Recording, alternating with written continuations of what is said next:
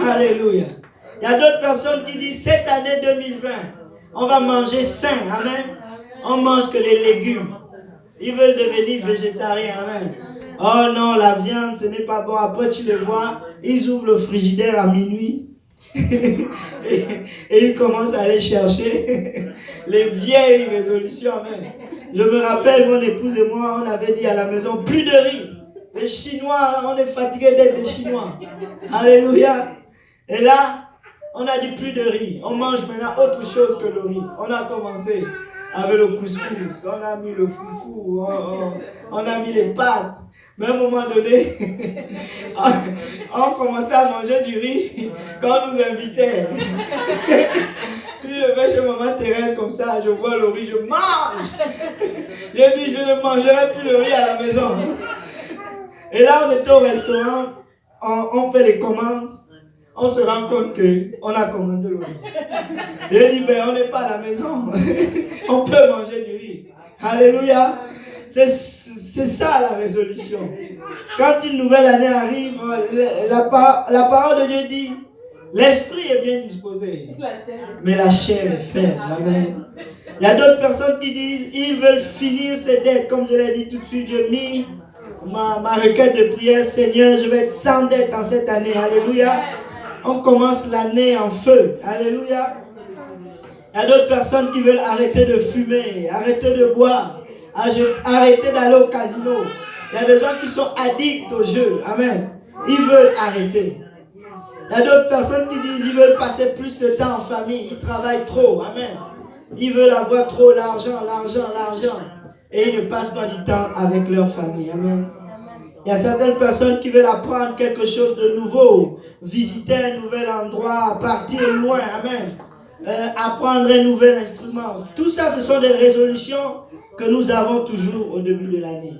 Les gens prennent ces résolutions avec d'autres personnes en espérant que leur vie va s'améliorer grâce à cela. Cependant, les recherches montrent que la plupart de ces gens tiennent leurs résolutions pendant 1 mois au moins. Amen. Toutes les bonnes intentions passent par la fenêtre après. Comme je l'ai dit tantôt, l'esprit est bien disposé, mais la chair est faible. Amen. Le plus grand ennemi de l'homme, ce n'est pas son péché. Le plus grand ennemi de l'homme, c'est lui-même. Alléluia. Quand je lisais ça, le Seigneur me disait, regarde le peuple d'Israël. Je leur ai dit, vous n'allez plus jamais revoir les Égyptiens. Alléluia. Parce que je vais les noyer. Quand vous allez sortir de là, mais regardez où le Seigneur les amène. Il les amène au désert. Au désert, ils n'avaient pas d'autres ennemis que eux-mêmes. Leur chair a commencé à parler. Oh, je préfère mourir en Égypte. Je préfère retourner derrière. Amen. Laissez-moi vous dire, l'ennemi le plus féroce de l'homme, c'est nous-mêmes. Satan n'a aucun pouvoir sur la vie d'un homme. Je vous le dis déjà, vous pouvez le marquer sur un calendrier. Satan n'a rien, la majorité du temps, on l'accuse, il pleure dans un coin. Ouais, 2020, on va encore m'accuser jusqu'à où? Hein? Ils vont encore dire quoi de moi? Alléluia. C'est parce que nous devons prendre conscience que c'est notre chair, le plus grand ennemi de l'homme. Alléluia. C'est l'homme, c'est nous-mêmes.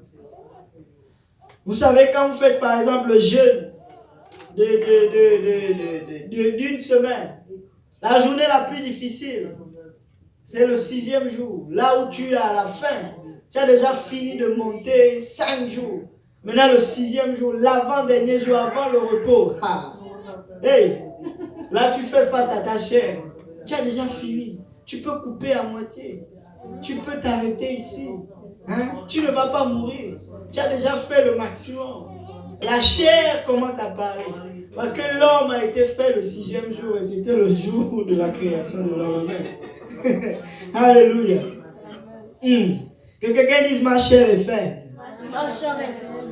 Une des choses dont chaque croyant devait nécessairement comprendre l'importance, c'est d'être connecté à Jésus.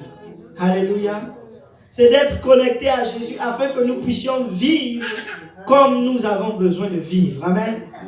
Jésus a enseigné une leçon spirituelle à ses disciples en utilisant cette illustration de la vigne et des branches de la vigne. Amen. Il a dit ceci. Pour que nos vies soient productives, nous devons demeurer en lui. Alléluia. Cela signifie que être connecté à la vigne. Alléluia. La vigne, c'est Jésus. La vie se retrouve en Jésus. La force se retrouve en Jésus. Amen. Tout se retrouve en lui. Alléluia. Et si nous voulons vivre, laissez-moi vous dire, nous devons être connectés à lui. Alléluia. Combien de personnes ont des téléphones? Tout le monde a un téléphone. Quand tu utilises ton téléphone, à un moment donné, le téléphone va se décharger. Il a besoin de connexion. Il a besoin de batterie. Aujourd'hui, nous ne pouvons pas vivre sans le téléphone. Alléluia. Certaines personnes, quand il n'a pas son téléphone, il va faire une crise cardiaque. Oh, qui va m'appeler? Peut-être que mon oncle de Jérusalem va m'appeler. Peut-être qu'un nouvel emploi, on commence à avoir, et peut-être que les enfants, peut-être.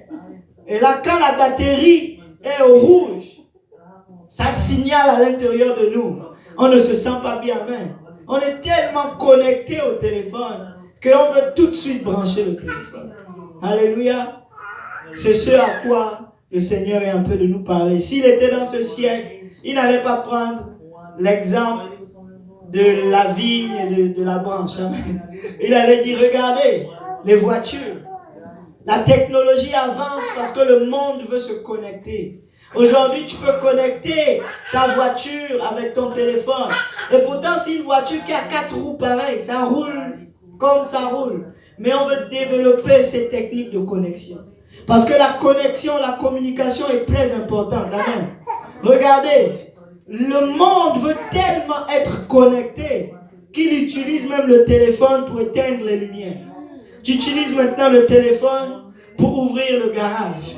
Tu utilises maintenant des écouteurs sans fil.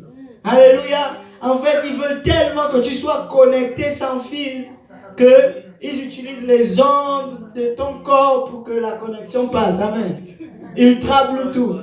Ça va griller notre cerveau. Alléluia. Tout, c'est la connexion. Parler au téléphone. Tu peux maintenant, aujourd'hui, regarde, parler à longue distance en Afrique avec tes parents. Pourquoi? À cause de la connexion.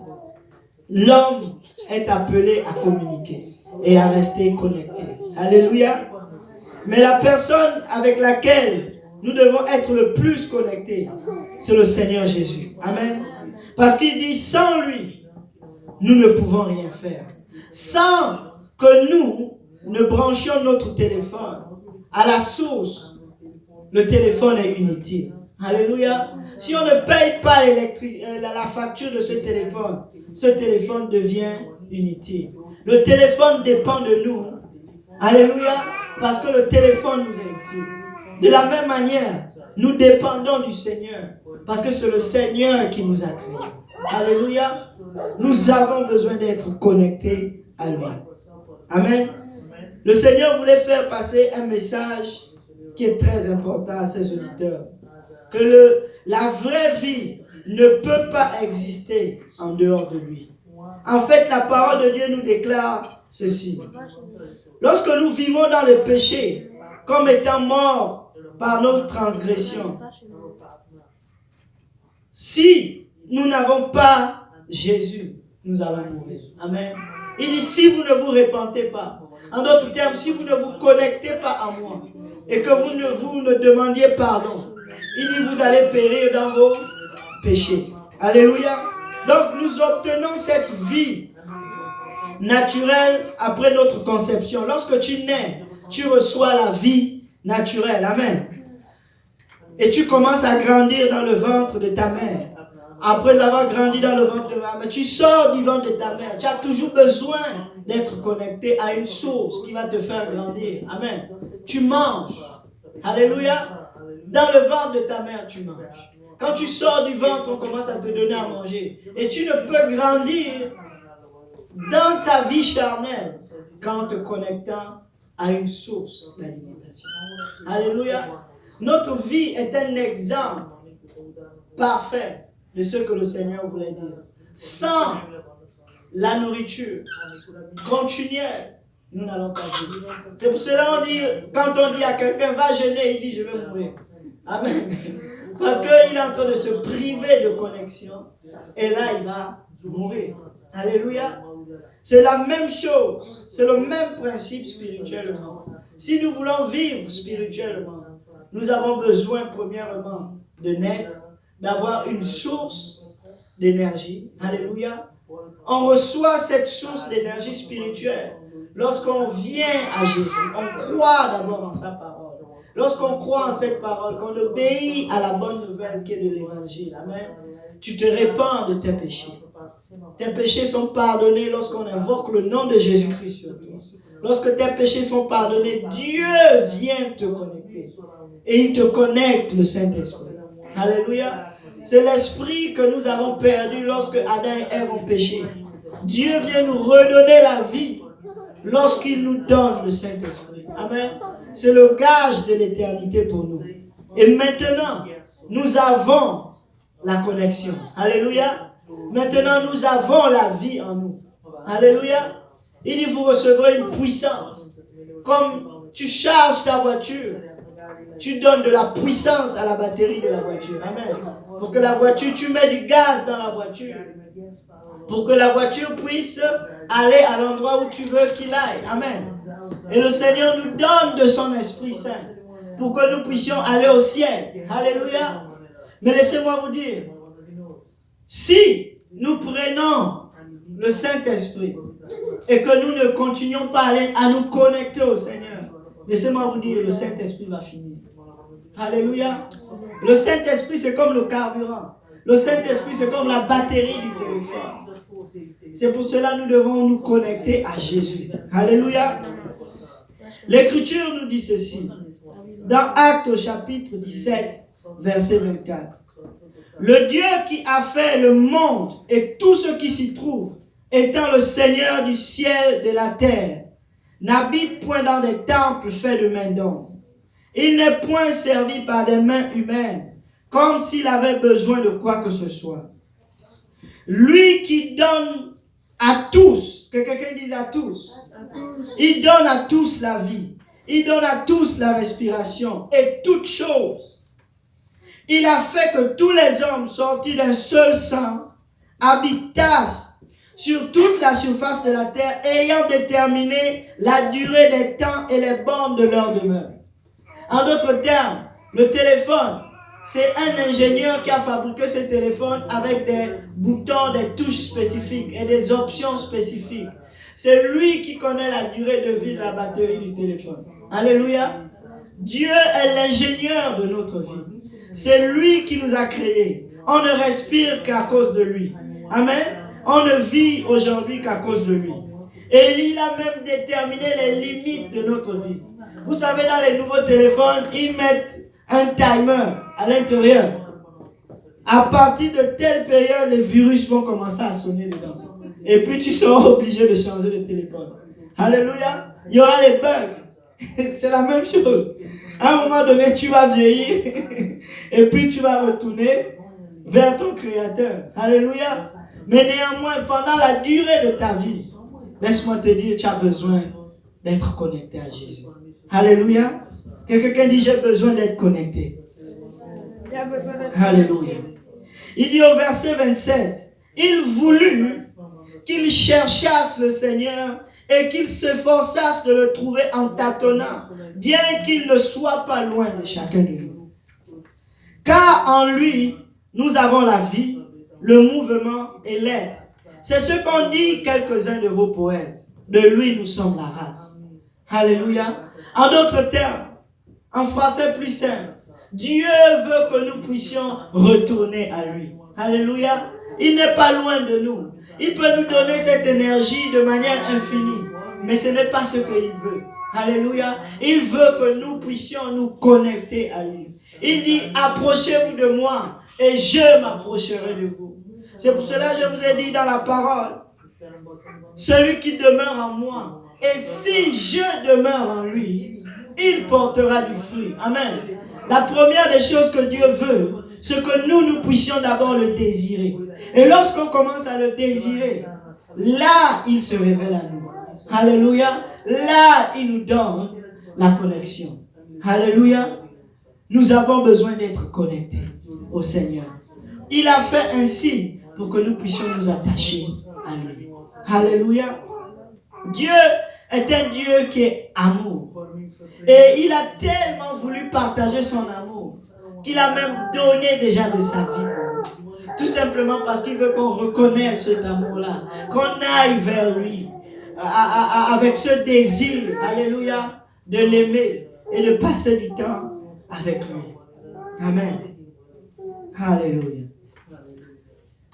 Il est vraiment la source de toute vie. Cependant, bien que notre vie naturelle existe, une partie de nous est morte. Et c'est cette partie spirituelle-là que nous avons reçue lorsque nous recevons le Saint-Esprit. Alléluia. Nous sommes tous des sarments. Et tout comme Jésus l'a dit, le sarment ne peut pas porter du fruit par lui-même à moins qu'il ne soit attaché à la vigne.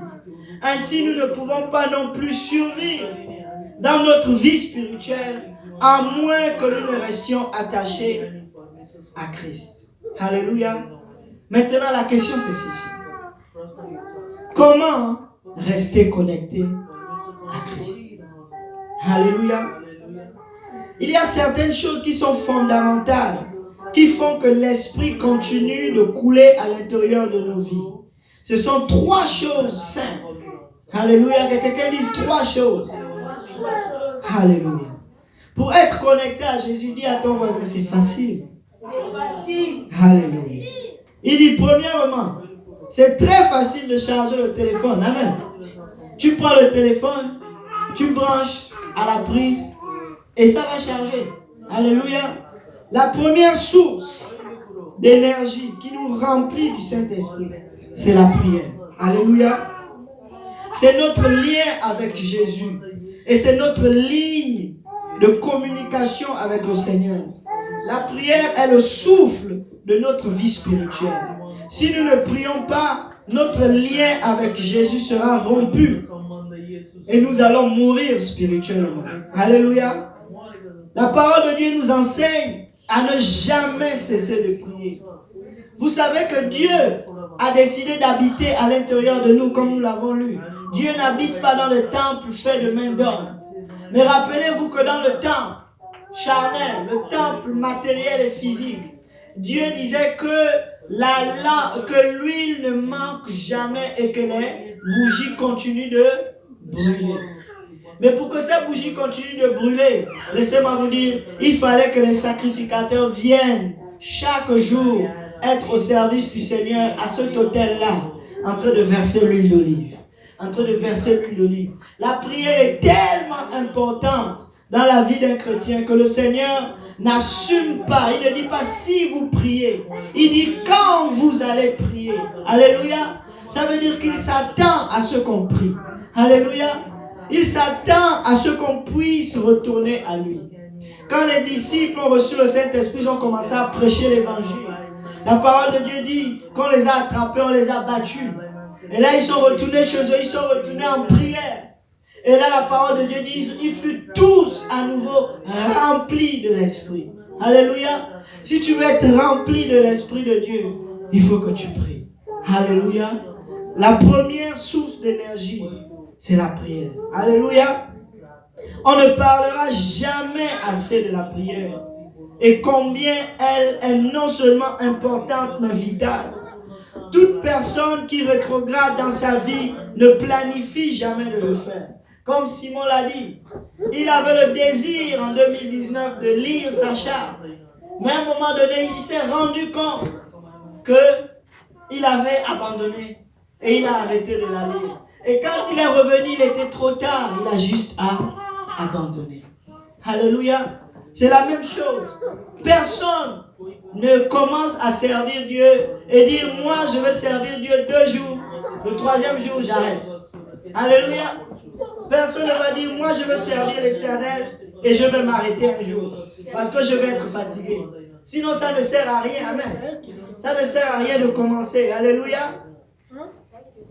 La parole de Dieu nous dit ceci. 1 Thessaloniciens 5, verset 17. Que quelqu'un dise, priez sans cesse. Rendez grâce en toutes choses. Car c'est à votre égard la volonté de Dieu en Jésus-Christ. Il dit, n'éteignez pas l'esprit. Quand tu pries, tu allumes l'Esprit de Dieu à l'intérieur de toi. Quand tu pries, tu remplis ta voiture du carburant. Quand tu pries, c'est en ce moment que tu es en train de brancher ton téléphone. Quand tu pries, c'est en ce moment-là que tu es en train de chauffer ta maison. Alléluia. La prière, c'est le souffle de vie même du chrétien. Alléluia. Comme je l'ai dit, on ne parlera jamais assez de prière. Une personne qui va rétrograder, si tu regardes dans sa vie, tu regardes à l'origine même de sa chute. Celle-ci commence par un manque de prière et la négligence de ces principes si simples, mais vitaux. Alléluia. Il y a certaines personnes à l'église qui ne prient, par exemple, que quand on prie ensemble. La prière collective, elle est bonne.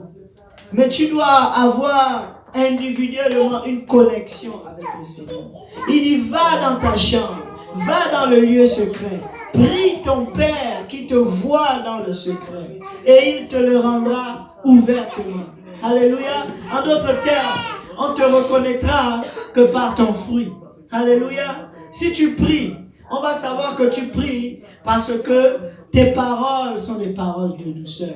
Alléluia, tu as des eaux vives qui coulent à l'intérieur de toi. Tu ne te fâches pas n'importe comment. Alléluia. Mais quand tu n'as pas prié, on va le savoir. Dis à quelqu'un va venir t'écraser. La bombe va exploser. Pouf. Il va commencer à dire Alléluia. Là, on va dire il est dans la chair. Il n'a pas prié. Comme pasteur Graham dit souvent, dans son école biblique où il était, il se battait les uns les autres. Arrête d'être charnel. Il dit, je ne suis pas charnel. Arrête d'être charnel. Je ne suis pas charnel. Alléluia. Il y a certaines personnes même qui disent, arrêtons d'être spirituels, devenons un peu charnels. Alléluia. Ils sortent eux-mêmes de la présence pour faire autre chose. Alléluia. Aujourd'hui, il est plus que jamais nécessaire de prier non seulement pour être rempli du Saint-Esprit, mais aussi pour connaître le chemin. Car sans lui, nous ne pouvons rien accomplir. Alléluia. Que quelqu'un dise la prière. C'est pour cela que nous disons plus de prière. Pas de prière. Nous devons prier, peuple de Dieu, si nous voulons être connectés à Jésus. C'est dans la prière que le Seigneur est monde. C'est dans la prière qu'il nous montre les choses cachées. Il le dit à Jérémie chapitre 3. Invoquez-moi et je vous montrerai les choses cachées et grandes que vous ignorez. Alléluia. Si tu veux connaître ton lendemain, laisse-moi te dire, connecte-toi à la source. Alléluia. Et il va te montrer le chemin. Dieu dit, il montre la voie aux pécheurs. Mais comment va-t-il te montrer la voie si tu ne prends pas le temps de t'arrêter à la source? Alléluia. La deuxième chose qui est très importante, que quelqu'un dise la parole de Dieu, c'est notre pain spirituel quotidien. Dans la parole de Dieu, nous trouvons la vérité, nous trouvons la vie et nous trouvons une direction spirituelle pour notre vie. Nous avons besoin de lire la parole de Dieu tous les jours. Comme il est nécessaire et vital pour un homme de manger, pour être en santé et pour vivre. De même, notre être spirituel a besoin d'être nourri continuellement pour vivre. Alléluia. Nous sommes des enfants. Nous sommes des êtres faits de chair et faits de l'esprit et de l'âme. L'âme, c'est celui-là qui est dirigé. L'âme, c'est nous. Alléluia. Plus tu manges spirituellement, plus tu es spirituel. Plus ton âme mange la chair, plus tu es charnel. Amen. Parce que dans notre âme, nos yeux sont la fenêtre de notre âme. Plus tu remplis tes yeux de tout ce qui n'est pas bon, tu es en train de remplir ton âme de l'amour. Mais plus tu remplis tes yeux de tout ce qui est spirituel, tu es en train de remplir ton âme de la vie. Alléluia.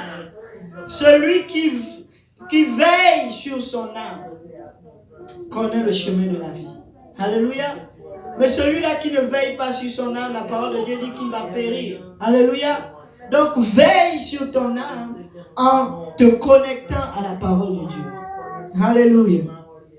1 Pierre dit ceci. 1 Pierre au chapitre 2 à partir du verset 1. Pierre dit, rejetons donc toute malice et toute ruse, la dissimulation, l'envie et toute médisance. Et mais il dit au contraire, désirez, que quelqu'un dit désirer, comme des enfants nouveau-nés, le lait spirituel est pur, afin que par lui, vous croissiez pour le salut. En d'autres termes, nous devons désirer le pain spirituel. Nous devons désirer la parole de Dieu. Comme un enfant, pour qu'il grandisse, il doit boire beaucoup de lait. Amen. Ça va former ses os. Pour former notre être spirituel, nous avons besoin de la parole de Dieu. Alléluia. David dit ceci, au psaume 119, verset 104. Par tes ordonnances, je deviens intelligent. Aussi je hais toute voie de mensonge. Ta parole est une lampe à mes pieds et une lumière sur mon sentier. Si tu veux être éclairé, c'est la parole de Dieu. Alléluia. Le Seigneur Jésus-Christ, lorsque Satan l'a tenté, et le Satan s'est approché de lui, il dit, ordonne que ces pierres deviennent de pain. Parce que le Seigneur Jésus avait faim. Amen. Il avait jeûné 40 jours, 40 nuits. Le diable est venu, il a dit, demande aux pierres de se transformer en pain. Et Jésus a répondu ceci à Satan. L'homme ne vivra pas de pain seulement, mais de toute parole qui sort de la bouche de Dieu. Alléluia. Nous devons lire la parole de Dieu. Que quelqu'un dise troisième chose. L'église. Alléluia. L'église est nécessaire. L'église n'est pas une priorité. L'église est une priorité. Ce n'est pas un choix, c'est une obligation. La seule chose qui te donne l'assurance, il y a une promesse qui est éternelle. Il dit les portes de l'enfer ne prévaudront point contre mon église. Alléluia. Si tu veux être en sécurité, sois dans l'église. Alléluia. L'église, c'est le corps de Christ. L'Écriture nous dit que nous sommes baptisés par un seul esprit, un seul Dieu, un seul corps. Et que nous sommes tous comme les membres naturels du corps. Alléluia. La main a besoin d'être connectée au corps pour que la main puisse subsister. Le pied a besoin d'être connecté au corps en entier. Si le pied se détache du corps et qu'on dépose le pied dans un coin, qu'est-ce qui va se passer? Le corps va continuer de vivre. Alléluia. Avec une infirmité, certes. On va créer une prothèse au pied. Mais laissez-moi vous dire, le pied qui a décidé de quitter du corps, il va pourrir. Alléluia. Il va sentir. Et après, on va le jeter. Alléluia. C'est pour cela qu'il dit tout sarment qui ne demeure pas en moi et qui ne porte pas du fruit, il est coupé, il est jeté au dehors, ramassé, ensuite on le brûle. Alléluia. Le Seigneur veut dire que son église est très très importante. C'est très important que de participer dans le corps du Christ. Alléluia. Les doigts, les orteils, les oreilles et toutes les parties du corps ont besoin du corps en entier pour vivre. Aucune partie de notre corps ne peut vivre séparément du corps. De même, nous qui sommes membres du corps de Christ, nous ne pouvons pas survivre sans l'église. C'est pour cela, dans chaque ville, il faut qu'il y ait une église locale. Comme les Québécois ne peuvent pas vivre sans Timothée, le peuple de Dieu ici au Québec aussi a besoin de l'église. Alléluia. La première des choses que Dieu demande à Moïse quand il fait sortir le peuple d'Israël de l'Égypte, il leur dit, bâtissez-moi une maison. Un endroit où je veux vous rencontrer, un endroit où vous allez manger ensemble, un endroit où vous allez m'offrir des sacrifices, un endroit où vous allez travailler pour moi. La première des choses, c'est toujours le tabernacle, c'est le sanctuaire. Alléluia. Israël aujourd'hui, tout ce qu'ils font, c'est juste pour retourner et essayer d'adorer là-bas. Le temple, c'est leur vie. Toute leur vie est basée sur le temple. Alléluia. Que quelqu'un dise l'église. Alléluia. Nous ne pouvons pas vivre sans l'église. Éphésiens 4, verset 1 dit ceci. Je vous exhorte donc, moi le prisonnier dans le Seigneur, à marcher d'une manière digne de la vocation qui vous a été adressée, en toute humilité et en toute douceur, avec patience. Il dit, vous supportant les uns les autres avec charité. Alléluia. Il dit, vous efforçant de garder ou de conserver l'unité de l'esprit par le lieu de la paix. Dieu veut que nous puissions demeurer ensemble, unis, qu'on puisse être un. Alléluia. Il y a un seul corps et un seul esprit. Comme aussi, vous avez été appelés à une seule espérance par votre vocation ou votre appel. Il y a un seul Seigneur, une seule foi, un seul baptême, un seul Dieu et Père de tous, qui est au-dessus de tous et parmi tous et en tous. Alléluia. 1 Corinthiens 10, 16 dit ceci. La coupe de bénédiction que nous bénissons n'est-elle pas la communion au sang de Christ? Le pain que nous rompons n'est-il pas la communion au corps de Christ? Puisqu'il y a un seul pain, nous qui sommes plusieurs, donc nous sommes plusieurs membres, nous formons un seul corps, car nous partageons tous un même pain, qui est le Seigneur. Alléluia. Que quelqu'un dise, je veux faire partie de mon église. Alléluia.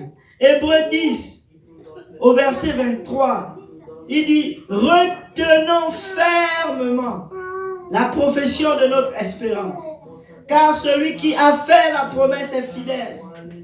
Veillons les uns sur les autres pour nous exciter à la charité et aux bonnes œuvres. Lorsque nous demeurons ensemble, on peut s'encourager. Alléluia. On peut dire, mon frère, ça va aller. On va prier pour toi. Tu vas continuer. Regarde, je suis passé par telle épreuve. Dieu m'a fortifié. Il va aussi te fortifier. Alléluia. C'est pour cela que c'est très important de demeurer ensemble. Alléluia. Il dit au verset 25, n'abandonnons pas notre assemblée, comme c'est la coutume de quelques-uns, mais exhortons-nous réciproquement, et cela d'autant plus que vous voyez s'approcher le jour. En d'autres termes, plus on est proche du Seigneur, plus on doit demeurer ensemble. Alléluia. Il dit, n'abandonnons pas nos assemblées, comme c'est la coutume selon certains.